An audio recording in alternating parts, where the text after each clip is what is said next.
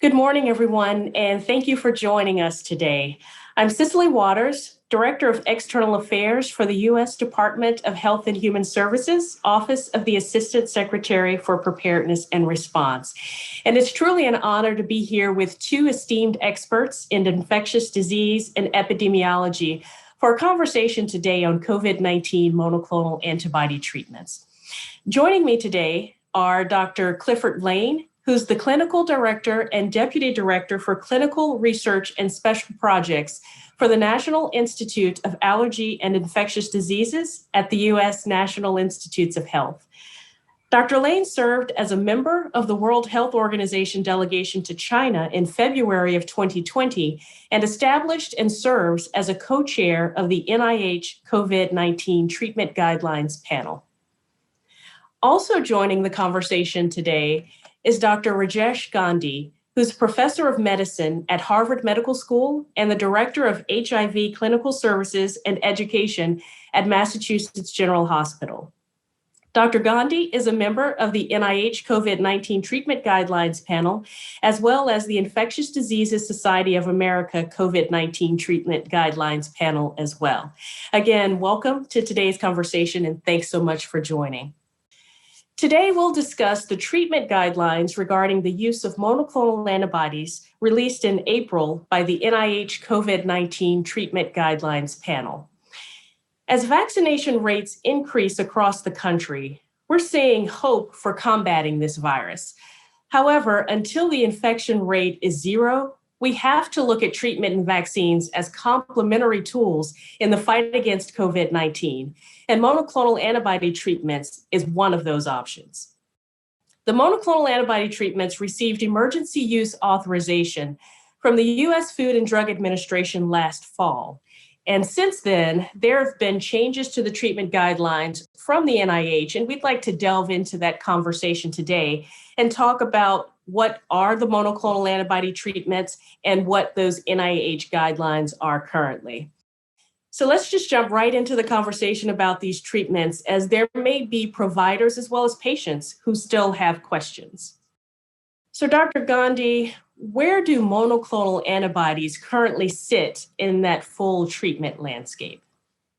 Sure, thanks for the question. So let's define what we're talking about with these antibodies just to start with. So these are monoclonal antibodies, but antibodies are proteins that the body makes to try to fight off infections. And these antibodies are directed against the virus itself, the SARS-CoV-2 virus that causes COVID. They actually target one particular part of the virus called the spike protein. What that is the part of the virus that's on the outside. It's a protein on the outside. And so these antibodies bind to the spike protein and then neutralize the virus. So they're essentially working as antivirals, as proteins or as medicines that prevent the virus from making copies of itself. Now, where are these antibodies in terms of how they're being studied? They're being studied for treatment of COVID-19, and they're also being studied for prevention of COVID-19.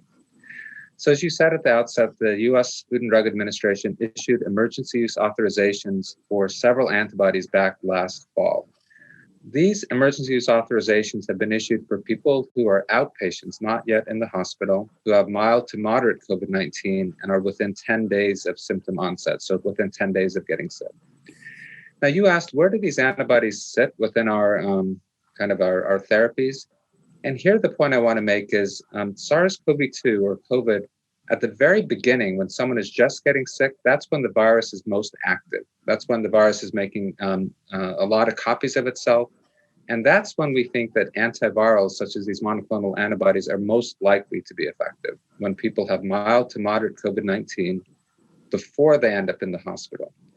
Why do I say that? Once someone is in the hospital, we think that at that point in COVID, inflammation, excess inflammation, or the body's immune response is driving a lot of what's going on. And by that point, the viral replication is diminishing.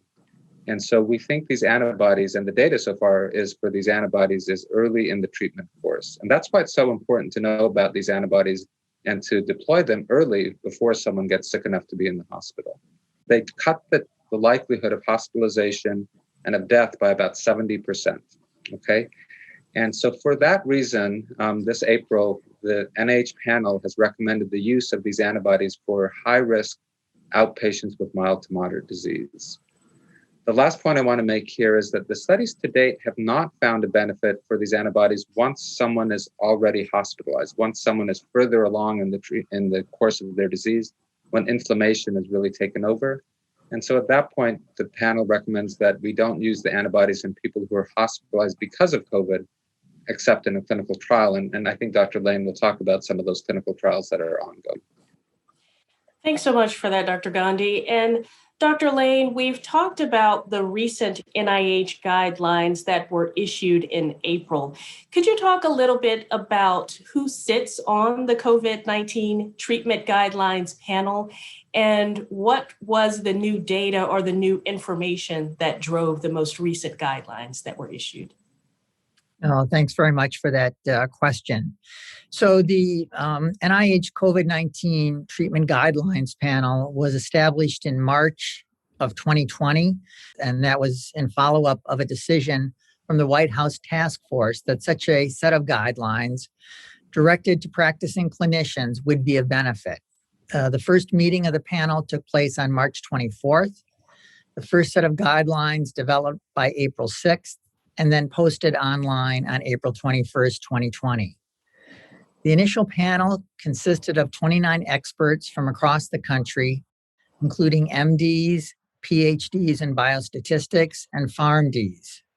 We drew from 7 professional societies and 6 federal agencies, and also drew heavily from the existing HHS guidelines panel for the treatment of adult and adolescents with HIV infection.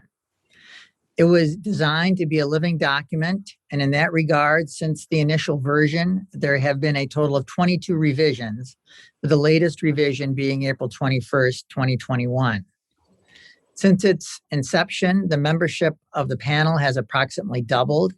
Today, it consists of 57 individuals drawn from 33 medical centers, 11 professional societies, 6 federal agencies, and 2 community members.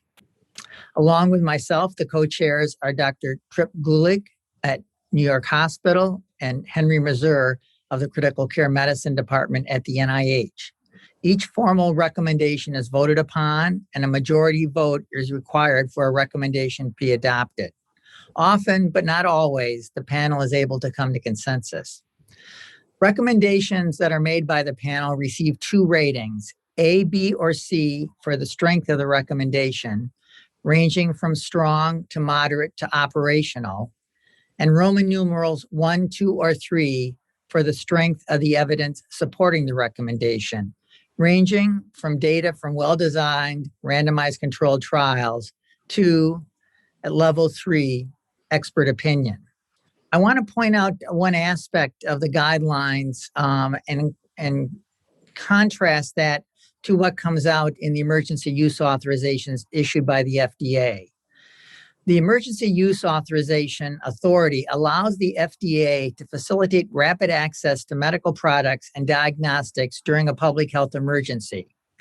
The level of evidence for an EUA is lower than that for classic FDA approval. Specifically, rather than meeting the criteria for approval, namely an agent or intervention being safe and effective, an emergency use authorization only requires that the public concern be serious or life-threatening, that there are sufficient evidence to say the intervention may be effective, that the benefits of the intervention outweigh the risks, and there are no approved alternatives. In this regard, the initial recommendations of the panel for monoclonal antibodies were a bit reserved, awaiting additional data. And those additional data have now come forward, as indicated by Dr. Gandhi. We have very clear evidence now that when these antibodies are given early in the course of infection to individuals with risk factors for severe disease, that they will decrease the number of such patients who go on to require hospitalization. Thank you so much for that, Dr. Lane. Dr. Gandhi, as a member of the NIH COVID-19 treatment guidelines panel, I'm sure that there are many providers and potential patients who are interested in learning how you and the rest of the panel members are able to assess the rapidly changing landscape of COVID-19 variants.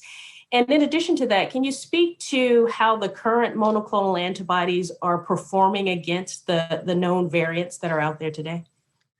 Yeah, no, the variants have definitely become a big focus over the last few months, and I think appropriately so. So just again, to define our term, variants are different versions of the virus that have evolved over time or have come about over time. And we know that even from the very beginning of COVID, new variants were developing, but those have become more understood in the last few months as different variants have spread around the world and here in the United States. We know that from other infectious diseases that you often need combinations of medicines, the paradigmatic or the one that always comes to mind is HIV. You need not one medicine against HIV, you need at least two, if not three medicines to disable HIV. Same seems to be true for some of these variants. Now, I want to say a word about one of the variants that's the most common in the United States. This is a variant called B117 that was first discovered in the United Kingdom. Over the months, that has spread really around the world, but is here in the United States and is our most common variant. This particular variant, and this is important, is susceptible to the two main antibody cocktails, the ones that have the emergency use authorization. Now, let me go on to say, though, that some of the variants, which are less common in the United States, one called B1351, which was first described out of South Africa, and one called P1, which was first described out of Brazil, these are predicted based on laboratory studies to be less susceptible to the bamlanivimab, etesevimab, the Lilly cocktail, but continue to be susceptible to the combination of casirivimab and imdevimab, the Regeneron cocktail. One last point I want to make before I look to the future is we don't yet know if these laboratory-based tests end up predicting how well a patient is going to respond to the antibodies. And that's a critical bit of knowledge that we really need to know how to use these laboratory-based tests to choose an antibody cocktail. And that's why the NIH panel right now feels like both of the cocktails are considered good standard of care in terms of how to prevent hospitalization in people who have COVID, mild to moderate COVID, who are at high risk of progression. There are antibodies that are coming down the pike that target parts of the virus that it's very hard for the virus to change. They're called conserved regions, or parts of the virus that the virus doesn't evolve very rapidly. There's one in front of the FDA right now called VIR-7831. It's a single antibody, but seems to target part of the virus that's hard for it to change. And at least in laboratory studies, it looks like the variants are susceptible. But the FDA is reviewing the data even as we speak, and we'll see what they determine about an EUA for that. And then Dr. Lane and the NIH are involved in studies of other antibodies from other places, of a company called Brie and then AstraZeneca. These are other antibodies, and we'll see where they end up going in terms of how they work against variants. But one of the reasons they're being studied is in the hopes that they might be helpful against variants. Thank you for that. And I pose the next question to both of you, as I'm sure you've had lots of conversations with your peers about monoclonal antibodies, the data that's out there, and whether or not there is enough evidence for healthcare professionals to recommend this use for patients. Can you speak to what healthcare professionals should know about the strength of the evidence on monoclonal antibodies? And do you think that clinicians might be wondering if the amount of evidence out there right now is enough?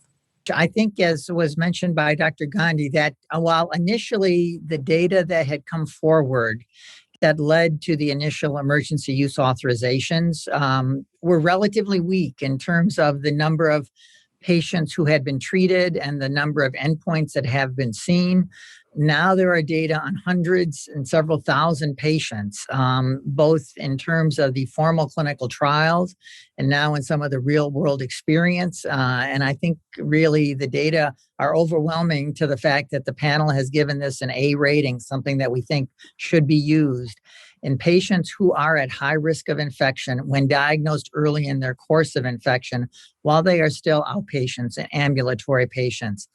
As Dr. Gandhi mentioned, it's important to recognize that these antibodies are really most effective when given at a time prior to the patient themselves making their own antibodies. So it's a way to give a jump start to the immune system. The immune system does have a pretty good way of controlling this virus. In fact, as Dr. Gandhi mentioned at the beginning, the immune response and the inflammatory response to the virus can be so severe that, in fact, it itself can lead to disease, leading us to use immunosuppressive type therapies for patients with more advanced disease.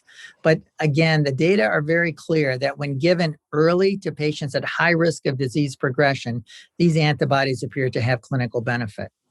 I would agree. And I think the FDA has done a nice job of outlining what they consider high-risk individuals. So these are people who are more likely to develop severe disease. So people who are older, people who are immunosuppressed, people who have heart and lung disease that put them at risk. So in that kind of person, I feel very comfortable recommending to the patient as well as to my fellow clinicians to use these antibodies if the patient has not yet gotten sick enough to be in the hospital. So the evidence really has accumulated and is now quite definitive.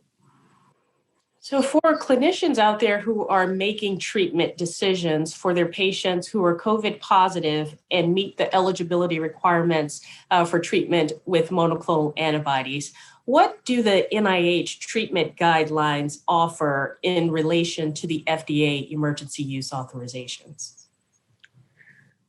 Well, this is where I would pick up on what Dr. Lane said, and we'll just go back to last November. So the FDA issued their emergency use authorizations for these antibodies based on the finding that the potential benefit outweighed potential harms and that there were no approved other agents to use for outpatients. What the NIH panel did over the next months is to weigh the evidence from these clinical trials that we've been talking about, and we now recommend strongly the use of these antibodies. But I think the roles of the two agencies is very much complementary. The FDA makes available, gives access to clinicians promising therapies. And what the NIH panel does is weighs the evidence and then makes formal recommendations around who should be receiving them and the quality of the evidence, the strength of the evidence. And now we can agree that the strength of the evidence is really quite excellent in terms of the use of these antibodies for the right particular patients that we've been talking about. So I view these as a very much of a complementary approach. And Dr. Lane, when we step back and take a look at the full body of evidence that exists on monoclonal antibodies for treatment of COVID-19, what role does NIH play in terms of leading the science or collaborating with companies to accelerate studies? What role does NIH play in moving forward? No, thank you. The NIH plays a variety of roles in helping move forward the research on monoclonal antibodies and treatments, vaccines, pathogenesis, diagnostic, the whole array of things that we need to do a better job of developing and implementing in the setting of COVID-19.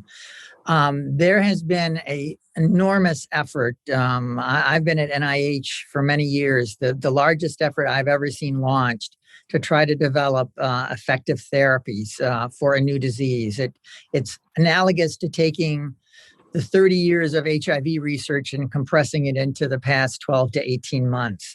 Indeed, what has happened, what has emerged are a variety of complementary approaches, some of which private industry takes the lead and runs their own studies, and some of which the NIH partners with industry to take some of these new compounds into clinical trials.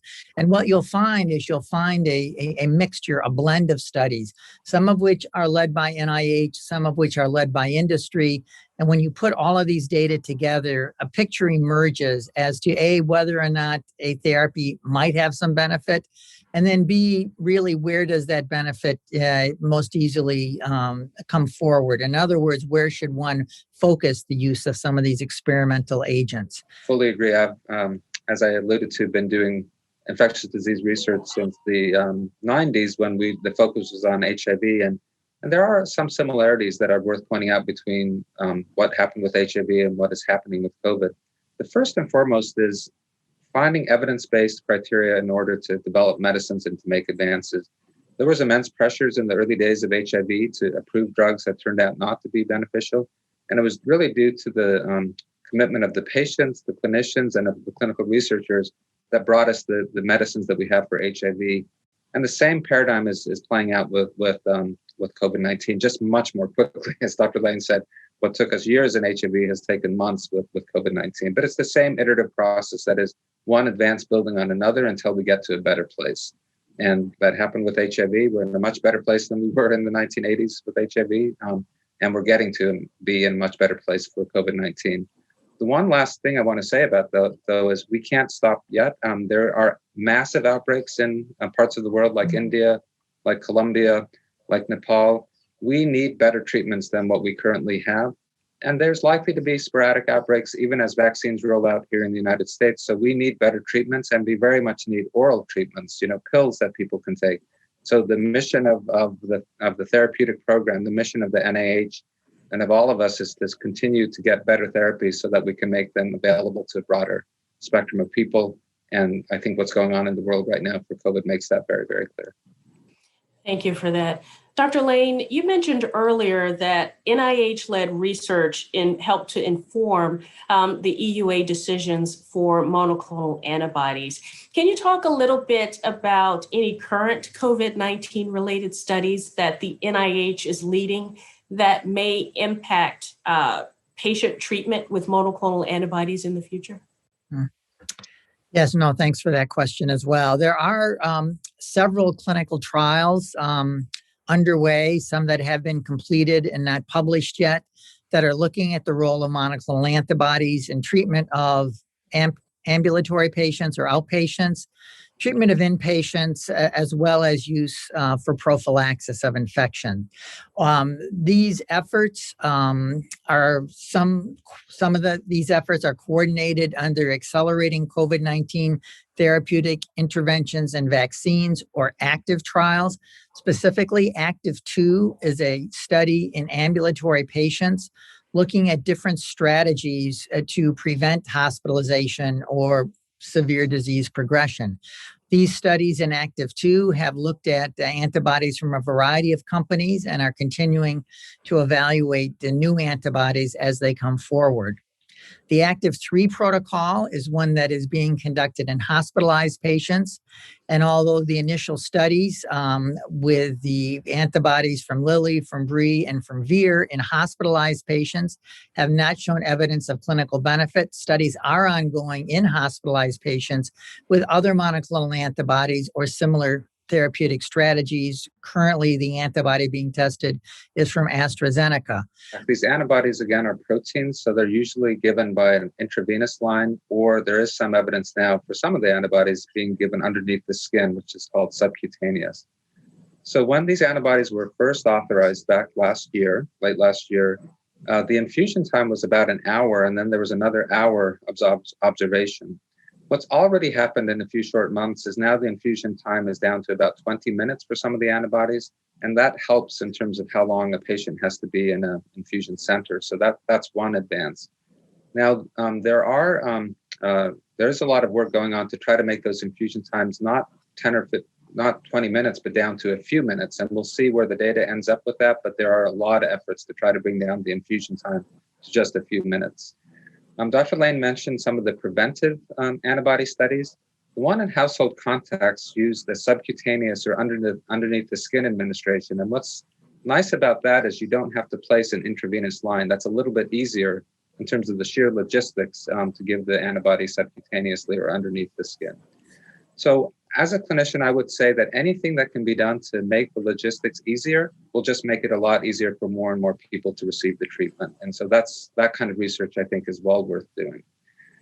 A couple of other areas that I think are worth really focusing on. The COVID vaccines are amazing. They have really prevented serious disease, but there are occasional breakthroughs. So understanding what the role of these antibodies are in people who have breakthrough is something that's important. And then last, and this is really important from where I work, we see a lot of patients who have immune suppression, who have weak immune systems. And we need to understand in some of those patients, they continue to have the COVID infection, the SARS-CoV-2 infection, much longer than people whose immune system is strong. So we need to understand if these antibodies might have a role for immunosuppressed patients in terms of helping to clear the virus. So even though we've made a lot of progress with monoclonal antibodies, there's some ways we can make even more progress by facilitating delivery, new ways of delivering the antibodies, and also understanding certain particularly vulnerable populations, how these antibodies might be used. Thank you. And as we close out our conversation today, I'll ask both of you, starting with you, Dr. Lane, based on the state of science today, what would you tell healthcare professionals who are in a position to refer high-risk patients for treatment of COVID-19? In terms of healthcare professionals who are in a position to manage patients with COVID-19, I would say, first and foremost, please keep an eye on the NIH guidelines. We're doing our best to get them updated as new information becomes available, and hopefully have that information presented in a way that's relatively easy to digest and provide good guidance. Again, these are not rules or mandates, but at least reflects the thinking of the group of individuals who make up the treatment guidelines. I would also encourage providers to keep an eye on FDA updates to the emergency use authorizations as they come out. As Dr. Gandhi mentioned, this is happening quite frequently, particularly as we learn about, where new variants of concern are emerging and what that means in terms of therapies, and in particular, which antibody therapies may be most relevant to a given area. And to additionally allow one to stay up to date on the variants of concern, watch the CDC website for their updates on what that evolving pattern is in the United States. Clearly, the most important thing from the perspective of therapy with the monoclonals that are available under emergency use authorization, the 2 today, and we're hoping there may be even more in the future, is that early diagnosis of patients at high risk and then getting those patients treated in the local area where there are infusion facilities to provide those drugs, I think is of key importance in helping to decrease the risk of severe complications of SARS-CoV-2 infection. And Dr. Gandhi, based on the information that we know today, what recommendations would you provide to providers who are in a position to provide recommendations to patients, to those high-risk patients with COVID-19? I would agree with Dr. Lane. Right now, the standard of care in the United States is for high-risk patients who are mild to moderate disease, who are outpatients. These antibodies really do reduce the rate of hospitalization and death. Again, though, I would urge people, if they're in a place where they can refer to new clinical trials, like the ones Dr. Lane mentioned, the ACTIV-2 study, for example, we need even better therapies for the future, and in the future, hopefully an oral drug, a pill that can prevent progression. But for right now, this is the state of the art, and I would urge my fellow clinicians to be using these antibodies. Thank you both so much for the great information you've provided today, and for generally taking the time out of your busy days to join in this conversation. And I also want to extend a huge thank you to the healthcare professionals who have taken the time to listen to our conversation on monoclonal antibodies. Thank you for having me today. It was a real pleasure to talk about monoclonal antibodies, and look forward to talking in the future about new therapies as they evolve. Thank you for your interest in the NIH COVID-19 treatment guidelines with a focus on the use of monoclonal antibodies. We all know how demanding it's been navigating COVID-19 and the rapidly evolving science behind these new treatment options. I'm so glad to have this opportunity to highlight monoclonal antibody treatment as just one viable option that's on the table today. We hope this conversation provided helpful information on monoclonal antibody treatment, and we encourage you to visit combatcovid.hhs.gov for more information. You can also have your patients reach us at 1-877-332-6585 for English, or 1-877-366-0310 for Spanish to find infusion sites near them. Thank you all again for joining in today's conversation, and enjoy the rest of your day.